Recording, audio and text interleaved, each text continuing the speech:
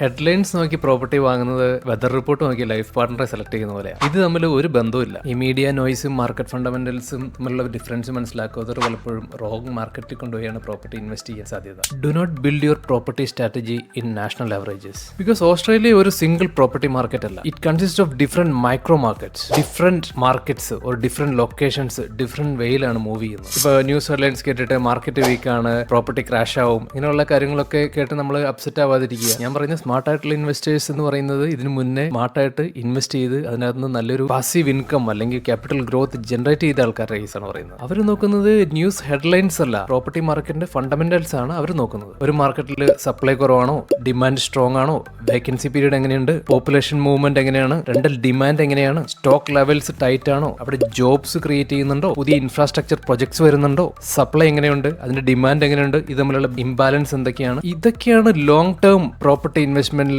നമുക്കൊരു capital growth നല്ല രീതിയിൽ അച്ചീവ് ചെയ്യാൻ പറ്റുന്നതിന്റെ ഒരു മെയിൻ ഫാക്ടേഴ്സ്. അതുകൊണ്ട് ഈ പ്രോപ്പർട്ടി ഇൻവെസ്റ്റ്മെന്റിൽ ഒരു വലിയ മിസ്റ്റേക്ക് എന്താണെന്ന് അറിയാമോ? ഈ ട്രോഫി പ്രോപ്പർട്ടി മൈൻഡ് സെറ്റ്. വലിയ city name, popular post code, Shiny reputation, ഇതൊക്കെ കേട്ടാൽ നമുക്ക് സെക്യൂർ ആണെന്ന് തോന്നും. നല്ല ഫേമസ് ആയിട്ടുള്ള സബർബാണ്, നല്ല ബ്രാൻഡാണ്, ഇങ്ങനെയൊക്കെ പറഞ്ഞ് നമ്മൾ കേൾക്കുന്ന സബർബിൽ പോയി ഇൻവെസ്റ്റ് ചെയ്യുന്ന വെച്ചാൽ അത് നല്ലൊരു ഡിസിഷൻ ആയിരിക്കില്ല ഒരിക്കലും. Do not buy the stories but buy the numbers. If supply is not keeping up the demand, അവിടെയാണ് പ്രശ്നം ഉണ്ടാവുന്നത്, അവിടെയാണ് റെന്റ് മൂവ് ചെയ്യുന്നത്, അവിടെയാണ് ഗ്രോത്ത് പലപ്പോഴും കാണുന്നത്, അവിടെയാണ് ഗ്രോത്ത് ഓപ്പർച്യൂണിറ്റി ഉണ്ടാകാൻ പോകുന്നത്. So instead of chasing headlines, instead of chasing the status, instead of buying something just because it's impressive, look for locations where the fundamentals are strong in your favor. The right market is always not the loudest one. It is one of the strongest imbalance between the demand and the supply. അതാണ് smarter way to invest. No emotion, no fear thinking, no media hype, no trophy thinking, data, fundamentals and the foundation. അപ്പം ഞാൻ പറഞ്ഞു വന്നത് എന്താണെന്ന് വെച്ച് കഴിഞ്ഞാൽ, നിങ്ങൾ ഗ്രോത്തും ഈൽഡും എല്ലാം നോക്കി ഇൻവെസ്റ്റ് ചെയ്യാൻ ശ്രമിക്കുന്ന ഒരാളാണെങ്കിൽ ഒരു കാരണവച്ചാലും മീഡിയ ഹെഡ്ലൈൻസ് നോക്കി അവർ പറയുന്ന സബബോ അല്ലെങ്കിൽ അവർ പറയുന്ന ആർട്ടിക്കിളോ ആ രീതിയിൽ പോയി നമ്മൾ പ്രോപ്പർട്ടി ഇൻവെസ്റ്റിലോട്ട് കടക്കാതിരിക്കുക.